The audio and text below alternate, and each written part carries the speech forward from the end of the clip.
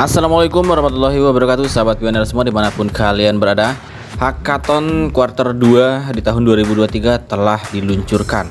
Memang di beranda Pi Network tidak ada ya teman-teman ya, belum ada ya. Tetapi di blognya Pi Network pemberitahuannya sudah ada guys. Oke, informasinya dari mana? Oke, kita lihat dari akun Twitternya Revolusi Pi ya di sini. Berita menarik, Pi Hackathon sekarang aktif, memberikan kesempatan reguler bagi pengembang dan pemimpin komunitas yang bersemangat untuk mengirimkan aplikasi dan utilitas mereka ya. Temukan semua informasi yang diperlukan untuk berpartisipasi dalam hackathon. Oke, di sini ada linknya guys, kita langsung klik aja ya. Oke, ini pemberitahuannya hanya ada di blognya Pi Network guys, di minepi.com ya. Oke, di sini kita lihat ya tampilan awalnya. Pi Hackathon adalah inisiatif jaringan Pi berkelanjutan yang dirancang untuk memfasilitasi upaya pengembangan ekosistem Pi sepanjang tahun dan memberikan peluang yang dapat diakses secara teratur bagi pengembang. Pengembang dan pembangun yang bersemangat dapat berpartisipasi setiap bulan dalam proses ini dengan mengirimkan aplikasi Pi mereka melalui aplikasi Brainstorm. Jadi hackathon ini akan diadakan terus setiap bulan ya teman-teman, yang artinya semua sahabat pioner ya yang jadi pengembang atau pembangun atau pemimpin komunitas, teman-teman setiap bulan bisa mengirimkan aplikasi utilitas atau program yang akan kalian hadirkan di ekosistem Pi Network ini ya. Oke, kemudian kiriman Anda dapat tersedia untuk ditinjau oleh komunitas kami yang terdiri dari puluhan juta perintis.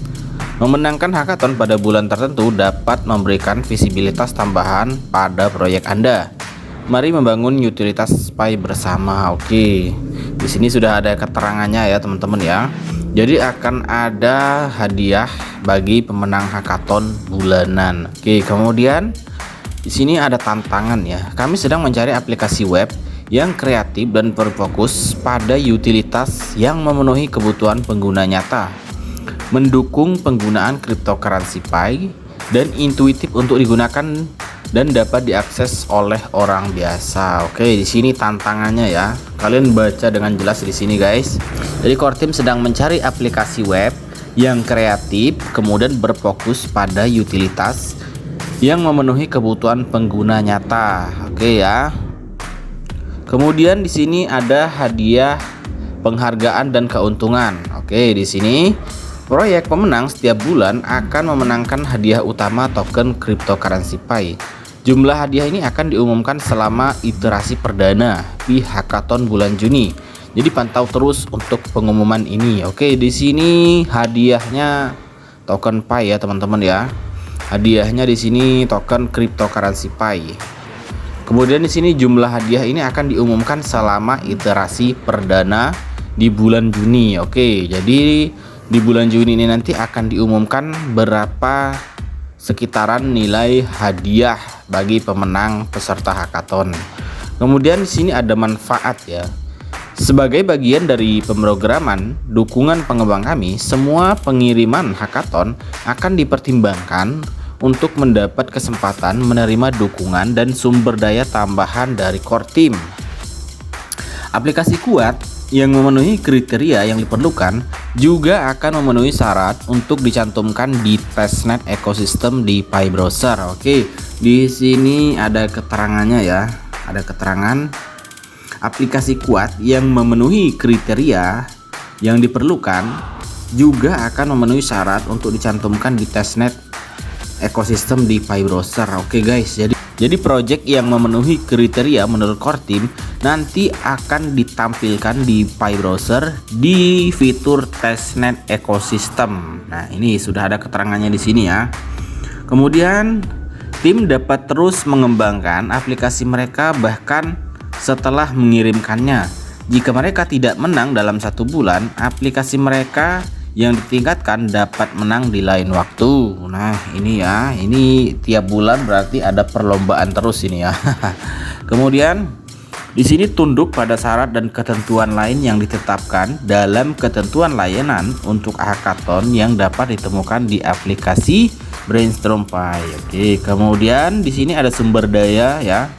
Panduan orientasi pengembang merinci langkah-langkah yang diperlukan untuk menyiapkan sebagai pengembang baru di ekosistem Pi. Kemudian daftar periksa memulai, panduan memulai cepat ya tentang langkah-langkah yang diperlukan untuk memulai membangun di Pi. Kemudian di sini vPlatform GitHub repository, dokumentasi pengembang kami yang memiliki semua informasi yang diperlukan untuk mengintegrasikan Pi SDK dan API kami. Kemudian di sini ada pdemo app repository, tinjau atau tiru kode aplikasi demo kami sebagai cetak biru untuk aplikasi Anda. Untuk memainkannya, navigasikan ke demo.py di Pi browser. Kemudian di sini ada Pi open source, pelajari tentang lisensi perangkat lunak sumber terbuka Pi dan cara menggunakannya. Kemudian di sini Lokarya SDK, tonton presentasi tentang cara menggunakan Pi SDK. Kemudian Lokarya produk, tonton panduan desain produk untuk aplikasi Pi yang disesuaikan untuk peserta hackathon. Oke, untuk sumber daya ini silahkan kalian klik yang ada garis bawah ini ya. Di sini ada semua panduan-panduannya ya. Oke, kita lanjut aja ya. Oke, di sini ada instruksi orientasi ya. Ikuti langkah-langkah penting ini untuk memulai proyek hackathon Anda dan siapkan di ekosistem Pi. Oke, bagi kalian yang mau berpartisipasi di hackathon ya, kalian silahkan ikuti petunjuknya ini ya teman-teman ya. Unduh aplikasi Pi dan buat akun ya. Kemudian jika Anda belum melakukannya, siapkan Pi browser. Oke, kemudian unduh aplikasinya, masuk ke Pi browser dengan akun Pi Anda. Instruksi di sini atau di video ini. Oke, kalian klik aja yang ada garis bawah ini ya teman-teman ya. Nanti akan diarahkan ke videonya atau ke tata caranya. Kemudian buka layar beranda Pi browser dan masukkan ke aplikasi Brainstorm dengan mengetuk icon brainstorm.py. Kemudian ketuk tombol hackathon di bilah navigasi, ikuti petunjuk di tab hackathon untuk mengetahui cara berpartisipasi dalam hackathon. Oke, kemudian di sini ada lagi keterangan usulkan ide proyek. Ketuk tombol ya, usulkan di bilah navigasi pojok kiri bawah untuk membuat proyek untuk hackathon berkelanjutan. Oke, kemudian di sini ada keterangan lagi bergabung dengan proyek. Bergabung dengan tim yang ada dengan menelusuri proyek di bawah filter proposal hackathon. Kemudian pilih proyek yang ingin Anda ikuti dan isi bagian keterampilan yang Anda berikan dan bagaimana Anda dapat membantu untuk memberitahu lebih banyak tentang keterampilan dan pengalaman Anda kepada anggota proyek yang ada. Kemudian jika permintaan Anda diterima oleh admin tim, Anda dapat mengetuk buka ruang obrolan proyek untuk mulai berkolaborasi. Oke, ini tata cara ketika kalian mau berpartisipasi di hackathonnya ya. Kemudian di sini ada portal pengembang ya. Ikuti petunjuk di bawah ini untuk membuat proyek di portal pengembang dan untuk menambahkan tautan aplikasi demo ke kiriman Brainstorm Anda. Oke, kalian silahkan baca aja nanti di sini ya teman-teman ya. Oke, kita scroll lagi ke bawah ya. Ini petunjuk khusus untuk kalian yang mau jadi peserta hackathon ya. Di sini jika Anda memiliki aplikasi Mainnet dan aplikasi Testnet untuk aplikasi yang sama, proyek ini harus ditautkan untuk menautkan aplikasi portal pengembang Mainnet ke aplikasi portal pengembang Testnet. Ikuti petunjuk berikut. Oke, di sini pilih versi Mainnet dari daftar aplikasi Anda di portal pengembang. Kemudian yang kedua di sini ketuk tombol konfigurasi. Kemudian yang ketiga di sini hubungkan aplikasi Mainnet ke aplikasi Testnet melalui bidang aplikasi Testnet berpasangan. Oke, kemudian di sini ada penyerahannya. Di aplikasi Pi Brainstorm, pastikan ringkasan proyek Anda mutakhir ya. Tambahkan tautan ke video presentasi YouTube Anda di bidang video presentasi. Oke, biasanya kan kalau kalian masuk di Brainstorm ya, di situ biasanya di setiap proyek pasti ada presentasi video YouTube. Nah, ini caranya ya teman-teman ya. Cara untuk kalian menambahkan video tersebut. Kemudian pastikan Anda telah menautkan URL aplikasi Anda dari dev portal di proyek Brainstorm Anda. Ikuti instruksi portal pengembang untuk langkah-langkah tentang cara menautkan ini. Jika Anda menggunakan lisensi Pi open source, tambahkan tautan ke repository GitHub Anda di bidang repo GitHub. Kemudian di sini ketuk tombol kirim proyek ke hackathon, lalu ketuk konfirmasi saat Anda siap mengirim. Nah, ini ya teman-teman ya caranya ya. Kemudian persyaratan pengajuan di sini ada ya. Peserta harus mengirimkan aplikasi mereka dengan mengikuti petunjuk pengiriman di atas sebelum pukul 23.59 PST pada hari terakhir setiap bulan. Kemudian, agar dapat ditinjau dan memenuhi syarat untuk mendapatkan hadiah, kiriman harus menyertakan tautan ke aplikasi demo, baik testnet atau mainnet. Kemudian presentasi video singkat dan deskripsi aplikasi. Kemudian di sini presentasi video harus mencakup ikhtisar proyek Anda, apa itu ya. Jadi proyek kalian yang akan kalian ajukan itu apa? Kalian silahkan presentasikan ya teman-teman ya. Kemudian bagaimana Anda mengintegrasikan Pi ke dalam proyek Anda. Oke. Kemudian di sini ada lagi demonstrasi fungsionalitas aplikasi dan aliran pengguna.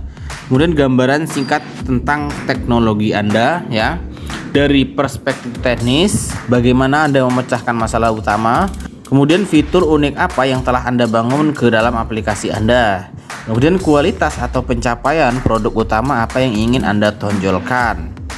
Video ini tidak boleh lebih dari 3 menit. Oke, jadi video presentasi tidak boleh lebih dari 3 menit ya, berarti 3 menit ini sudah maksimal. Oke, kemudian jika aplikasi menggunakan lisensi Pi open source, pengguna harus menunjukkannya dalam proyek brainstorm mereka dan harus menyertakan tautan ke repo GitHub untuk proyek ini. Oke, kemudian di sini ada open source ya.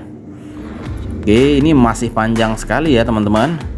Kemudian di sini lisensi perangkat lunak sumber terbuka atau Pi open source memungkinkan pengembang komunitas Pi untuk membuat aplikasi dan alat sumber terbuka Pi untuk ekosistem Pi. Lisensi Pi open source memberikan penggunaan perangkat lunak yang tidak terbatas hanya di dalam ekosistem Pi.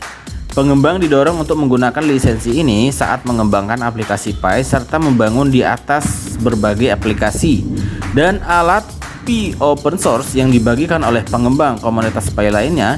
Ikuti petunjuk di bawah ini untuk menggunakan lisensi Pi open source. Oke, bagi kalian yang mau menggunakan Pi open source, di sini ada keterangannya ya teman-teman.